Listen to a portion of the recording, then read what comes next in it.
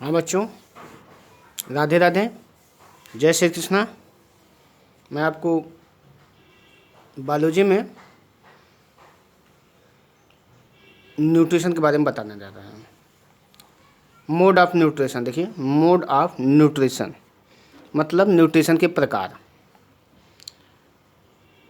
Plant and animal दोनों ही भोजन लेते हैं। प्लांट भी भोजन लेते हैं। न्यूट्रिशन मतलब भोजन लेना और पचाना। मैं पिछली वीडियो में बता चुके हैं, भोजन लेना और पचाना। तो प्लांट भी भोजन लेते हैं और एनिमल भी भोजन लेते हैं। दोनों के भोजन लेने में plant and some bacteria have the green pigment chlorophyll. Plant जो भोजन लेता है उसके अंदर एक हरे रंग की पिगमेंट होती है, उसे क्लोरोफिल कहते हैं। क्लोरोफिल यह जो है भोजन संश्लेषित करने में, फूड संश्लेषित करने में क्लोरोफिल बड़ा आवश्यक ही अंग है। यह पौधे के सभी हरे भागों में, जैसे पत्तियां होती हैं, तना होती हैं, उन जो हरे भाग होते हैं उसमें फोटोसिंथेसिस करती है, प्रकाश संश्लेषण। प्रकाश संश्लेषण मतलब फोटोसिंथेसिस करने में क्लोरोफिल की बहुत बड़ी आवश्यकता होती है।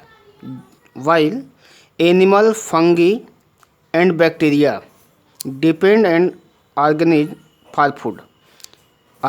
एनिमल्स मतलब जीव, फंजाई, कवक हिंदी में कहते हैं इसे, एंड अदर बैक्टीरिया। बैक्टीरिया मतलब छोटे छोटे जीव जो आँख से दिखाई नहीं देता है, उसे बैक्टीरिया कहते हैं, जीवाणु कहते हैं। ये जो है ये प्लांट पर निर्भर करते हैं। सारे एनिमल, हम हुए, अन्य एनिमल हुए, जैसे काऊ है, गॉट है, ये सारे बैक्टीरिया, सारे जो जीव हैं, सारे एनिमल सब के सब डिपेंड होते हैं पेड़ पौधे पर, प्लांट पर। जबकि प्लांट फोटोसिंथेसिस करता है। फोटोसिंथेसिस कैसे करता है? क्लोरोफिल द्वारा करता है। तो इस प्रकार से दो प्रकार से न्यूट्रिशन कहा जा सकता है। जो प्लांट होते हैं वे अपना भोजन स्वयं बनाते हैं, जबकि एनिमल अपना भोजन स्वयं न बना करके प्लांट पर डिपेंड होते हैं। तो जो अपना भोजन स्वयं बनाते हैं, खुद बनाते हैं, there are two main mode of nutrition, autotrophic, heterotrophic. मतलब दो तरह का न्यूट्रिशन होता है। एक को कहते हैं ऑटोट्रॉफिक, स्वपोषी, और एक होता है हेटेरोट्रॉफिक, परपोषी या विषमपोषी। ऑटोट्रॉफिक मतलब स्वपोषी और हेटेरोट्रॉफिक मतलब विषमपोषी। Autotrophic nutrition. ऑटोट्रॉफिक न्यूट्रिशन मतलब स्वपोषी न्यूट्रिशन, स्वपोषी पोषण। तो ऑटोट्रॉफिक में मैं बता चुका हूँ कि सारे प्लांट, जितने प्लांट हैं जो हरे रंग के होते हैं, जिसमें क्लोरोफिल पाया जाता है। क्लोरोफिल मतलब हरित लवक, हिंदी में इसे हरित लवक कहते हैं, हरित लवक पाया जाता है, उसमें ही ऑटोट्रॉफिक न्यूट्रिशन होता है। ऑटो मतलब सेल्फ और ट्रॉफिक माने न्यूट्रिशन। ऑटोट्रॉफिक मतलब सेल्फ न्यूट्रिशन, यानी स्वपोषण, खुद भोजन खुद बनाए। इसमें होता क्या है? फर्स्ट स्टेप है ऑटोट्रॉफिक न्यूट्रिशन में फोटोसिंथेसिस। फोटोसिंथेसिस प्रकाश संश्लेषण, इसे हिंदी में कहते हैं प्रकाश संश्लेषण। आपको बता दें प्रकाश संश्लेषण में क्या होता है। फोटोसिंथेसिस में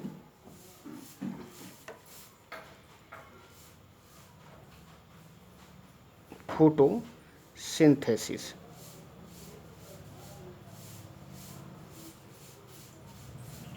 ठीक, फोटोसिंथेसिस में क्या होता है? प्रकाश संश्लेषण, इसे कहते हैं प्रकाश संश्लेषण। ठीक, प्रकाश संश्लेषण में क्या घटना घटती है?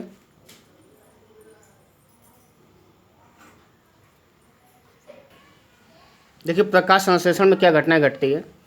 सारे ग्रीन प्लांट, सभी ग्रीन प्लांट ऑटोट्रॉफिक न्यूट्रिशन करते हैं।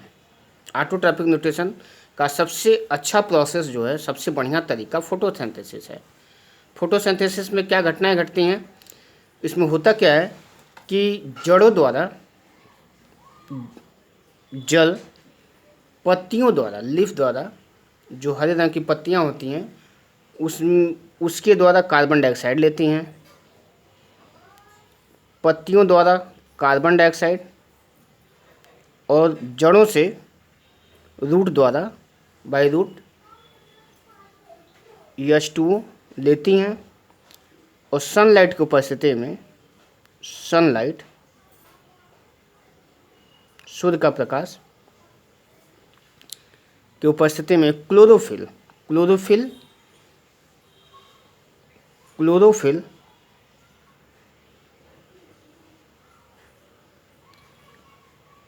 की उपस्थिति में बनाती है C6H12O6। 6 रिएक्शन बैलेंस करेंगे तो 6 से यहाँ गुणा करना पड़ेगा, 6 से मल्टीप्लाई करना पड़ेगा, 6 2 जा 12, देखिए, और 6 ये हुआ। तो फोटोसिंथेसिस में क्या घटना घटती है, 6 कार्बन डाइऑक्साइड और 6 H2O मिल करके सनलाइट की उपस्थिति में क्लोरोफिल, और क्लोरोफिल की उपस्थिति में क्लोरोफिल जो है फोटोसिंथेसिस फंक्शन जो है कंप्लीट करती है, और बनता क्या है C6H12O6। इसे ग्लूकोज कहते हैं, ग्लूकोज या शुगर, ये ग्लूकोज है, ये शुगर का ही मोड है, शुगर का ही रूप है, टाइप ऑफ शुगर है। शुगर, ग्लूकोज, फ्रक्टोज, गैलेक्टोज, ये सारे शुगर कहलाते हैं। तो शुगर में ग्लूकोज है। आपकी किताब में ये फोटोसिंथेसिस रिएक्शन दिया गया है, ध्यान दीजिए, फोटोसिंथेसिस रिएक्शन दिया गया है 6 कार्बन डाइऑक्साइड प्लस 12 H2O। तो 12 H2O का है यहाँ पर, तो यहाँ पर ऑक्सीजन भी निकलती है, देखिए ऑक्सीजन भी निकलती है, ये छूट गया था, 6O2 भी निकलती है, 6O2 भी निकलती है, छूट गया था। यानी 6H2O मिल करके ग्लूकोज और ऑक्सीजन, मतलब फोटोसिंथेसिस वो प्रोसेस है जिसमें पत्तियाँ जो प्लांट कार्बन डाइऑक्साइड लेती हैं और ऑक्सीजन बाहर निकालती हैं, सही। मतलब फोटोसिंथेसिस वह क्रिया है जिसमें कार्बन डाइऑक्साइड और ऑक्सीजन सनलाइट की उपस्थिति में क्लोरोफिल द्वारा ग्लूकोज और प्लस ऑक्सीजन बनाती हैं। ग्लूकोज का कार्बन डाइऑक्साइड कहाँ से लेती हैं, by air, carbon dioxide air से लेती हैं, और रूट कहाँ से लेते, अरे H2O कहाँ से लेती हैं, बाई रूट, जड़ों से लेती हैं। ग्लूकोज सबसे छोटा सबसे छोटा ग्लूकोज जो है मोनोसैकेराइड का सबसे छोटा रूप है। तो ये ग्लूकोज जो है पत्तियों में इकट्ठा हो जाती है, पत्तियों में यह धीरे धीरे ग्लूकोज की मात्रा बढ़ती रहती है, और यही वास्तव में ग्लूकोज पत्तियों के लिए या प्लांट के लिए भोजन का काम करती है, न्यूट्रिशन का काम करती है। यह स्टोर हो जाती है, फिर उसमें जो है ये स्टार्च के रूप में इकट्ठा हो जाती है। शुगर जो है प्लांट में स्टार्च के रूप में इकट्ठा हो जाती है। अब चल रहे हैं आपको बताने कि क्या क्या चीज़ फोटोसिंथेसिस में क्या क्या चीज़ रिक्वायरमेंट है। तो देखिए, रिक्वायरमेंट ऑफ फोटोसिंथेसिस, पहला क्या चीज़ था, फोटोसिंथेसिस रिक्वायर क्लोरोफिल। मैं बता चुका हूँ आपको क्या चीज़ ज़रूरत होती है, क्लोरोफिल की, कार्बन डाइऑक्साइड की, जल की, और सनलाइट की। फोर जो है फोर जो है 4 कारण हैं। एक क्लोरोफिल है, दूसरा कार्बन डाइऑक्साइड है, तीसरा वाटर है, और एक सनलाइट है। तो क्लोरोफिल क्या चीज़ होता है, क्लोरोफिल यानी जो हरे भाग में जो पाई जाती हैं उसे क्लोरोफिल कहते हैं। जितनी पत्तियों के हरे भागों में पाई जाती है रचना, वो सारे क्लोरोफिल छोटे छोटे होते हैं जो सेल के अंदर पाए जाते हैं। क्लोरोफिल आर ग्रीन पिगमेंट, मैं बता चुका हूँ, ग्रीन हरे रंग की होती है, found in all photosynthesis organism and are responsible for green colour. ये हरे रंग की होती है, ग्रीन कलर की होती है। और ये ग्रीन पिगमेंट है, फोटोसिंथेसिस, जितने तरह की फोटोसिंथेसिस होती है सब में, जितनी फोटोसिंथेसिस प्लांट में होती है उस सब के लिए उत्तरदायी कौन है? क्लोरोफिल है। कहीं कहीं ये क्लोरोफिल जो है यंग स्टेम में, फ्रूट में भी, जो हरे रंग की जो फ्रूट होती हैं, जैसे आम इस समय हरे रंग का है, तो आम में भी फोटोसिंथेसिस होता है, उसमें भी क्लोरोफिल पाया जाता है। पत्तियों में, इन लोअर प्लांट, छोटे छोटे पत्ती पौधों में, like algae, the whole plant in green and takes part in photosynthesis. कुछ जो एल्गी होती है, छोटे छोटे एल्गी जो होते हैं, एल्गी मतलब काई, ठीक ना, एल्गी मतलब जो फफूंदी लग जाती है रोटियों वगैरह में, जो हरे रंग की, लेकिन एल्गी सारे एल्गी नहीं, जो हरे रंग की एल्गी होती है उन्हीं के बारे में बात कर रहे हैं। तो जो छोटे पौधे होते हैं, एल्गी वो पौधा होता है, तो एल्गी में भी जो हरे रंग की होती हैं उसमें वो भी, उनके अंदर भी ग्रीन पिगमेंट, ये क्लोरोफिल पाई जाती है, जो फोटोसिंथेसिस के लिए उत्तरदायी है, जो फोटोसिंथेसिस करती है। अब दूसरा चीज़ क्या बताएं? Carbon dioxide, carbon dioxide CO2।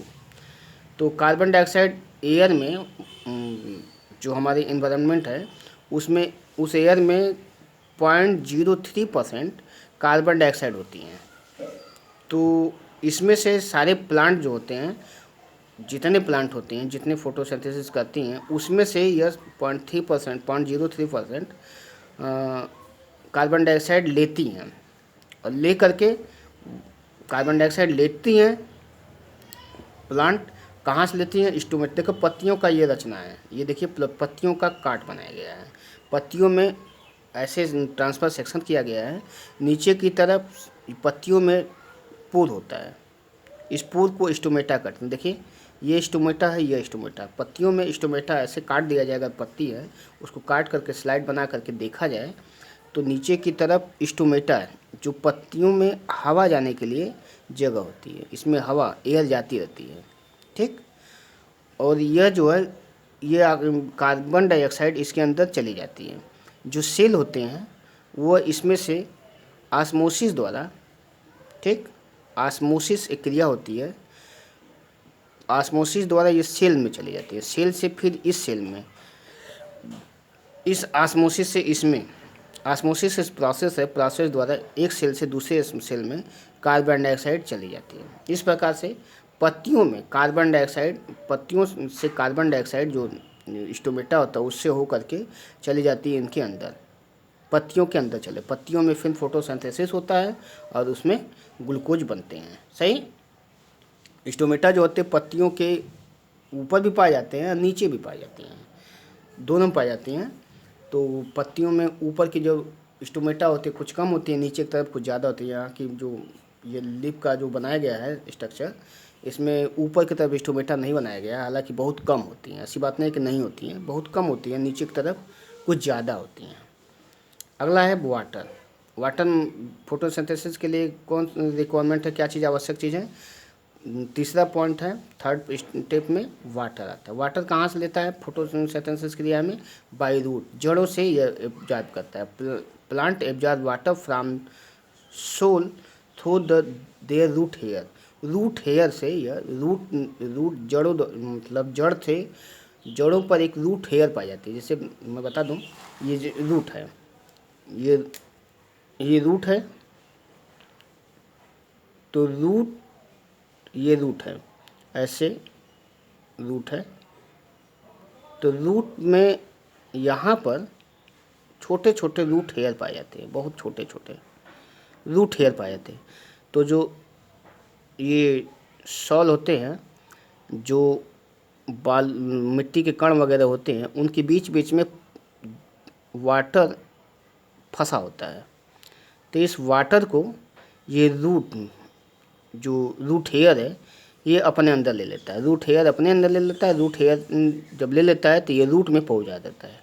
ये जो है ये भी ऑस्मोसिस है, ऑस्मोसिस द्वारा ये चला जाता है रूट में, ठीक।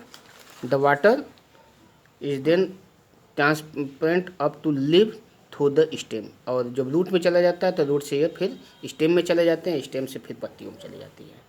अगला है सनलाइट। सनलाइट मतलब सूर्य का प्रकाश है, मतलब फोटोसिंथेसिस केवल सूर्य के प्रकाश में होता है, केवल सूर्य के प्रकाश में।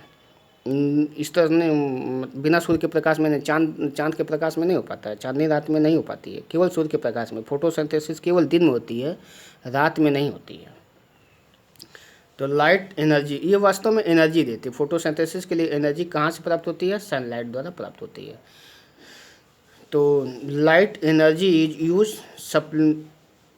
Splitting water molecule into hydrogen and oxygen.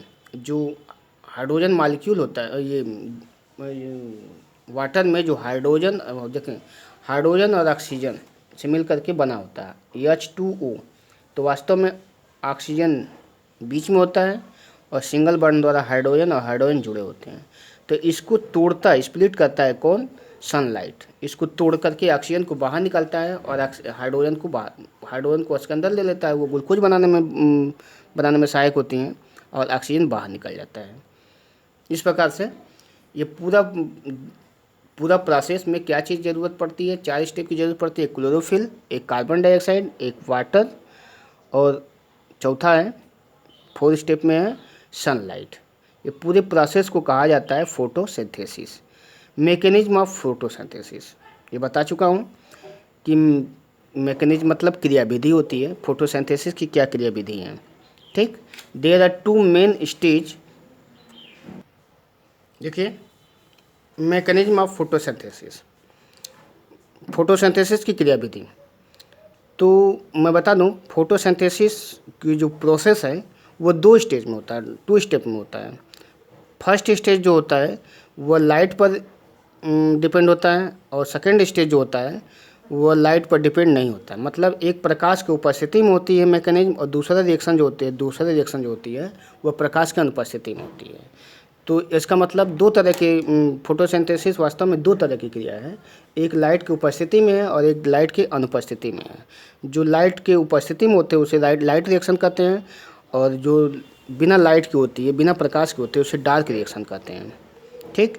वास्तव में डार्क रिएक्शन को हिल रिएक्शन कहते हैं, क्योंकि इस रिएक्शन को हिल ने बताया था। ये बहुत लंबी प्रोसेस है, लेकिन आप केवल इतनी जान लीजिए कि लाइट रिएक्शन जो होती है प्रकाश की उपस्थिति में होती है, और डार्क रिएक्शन प्रकाश की अनुपस्थिति में होती है। तो बताने जा रहे हैं कि वास्तव में क्या होती है। जो लाइट होती है, light energy is first absorb by chlorophyll molecule found inside the chloroplast. जो लाइट होती है वो क्लोरोफिल से एब्जॉर्ब हो जाती है। क्लोरोफिल एब्जॉर्ब कर लेती है। एब्जॉर्ब करने के बाद ये जो है पहुंच जाती है क्लोरोफिल के अंदर, और वहाँ पर क्या काम करती है?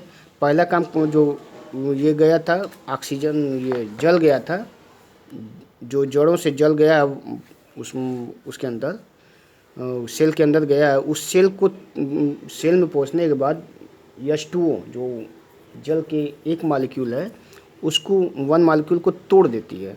तोड़ करके उसमें से ऑक्सीजन को अलग कर देती है और हाइड्रोजन को अलग कर देती है। मतलब उसको तोड़ने the absorbed energy cause splitting of water molecule को तोड़ देती है, और किस में तोड़ देती है? हाइड्रोजन और ऑक्सीजन में तोड़ देती है। और ये जो है लाइट रिएक्शन में होता है। लाइट रिएक्शन वास्तव में माने प्रकाश की उपस्थिति में घटनाएं होती हैं। अंत में क्या होती है? जो ऑक्सीजन होती है तो बाहर निकल जाती है, लेकिन हाइड्रोजन जो है वो कार्बन डाइऑक्साइड बनाती है। Finally carbon dioxide is reduced in carbohydrate. मतलब कार्बन डाइऑक्साइड जो है अंत में जो उसमें का हाइड्रोजन है वो यह क्या बनाती है? कार्बोहाइड्रेट बनाती है, मतलब C6H12O6 बनाती है। मैं बता चुका हूँ कि जो कार्बोहाइड्रेट है वो ये जैसे यह जो है सनलाइट जो होती है क्या काम करती है? ये H2O को तोड़ देती है। इसमें कि ऑक्सीजन हाइड्रोजन जो है इसके साथ मिल करके कार्बन डाइऑक्साइड के साथ मिल करके ग्लूकोज देती है, C6H12O6 देती है, और इसमें की जो ऑक्सीजन बच गई है वो बाहर निकल जाती है। इसका मतलब फोटोसिंथेसिस में 2 प्रोसेस होती है। एक सनलाइट की उपस्थिति में होती है, एक बिना सनलाइट की उपस्थिति में होती है। एक डार्क रिएक्शन होती है, एक लाइट रिएक्शन होती है, ठीक। तो फोटोसिंथेसिस में क्या चीज़ बाहर निकलता है? ऑक्सीजन बाहर निकलता है, और कार्बन डाइऑक्साइड लिया जाता है। ये जो है रेस्पिरेशन, श्वसन का उल्टा है। रेस्पिरेशन हम ये जितने एनिमल होते हैं, जितने तरह के एनिमल होते हैं, सभी जो है ये करते हैं, रेस्पिरेशन करते हैं। रेस्पिरेशन में क्या होती है, ऑक्सीजन लिया जाता है, वो ग्लूकोज उसमें स्प्लिट करती है, टूट जाती है, और इसमें से क्या निकलती है, कार्बन डाइऑक्साइड और वाटर निकलती है।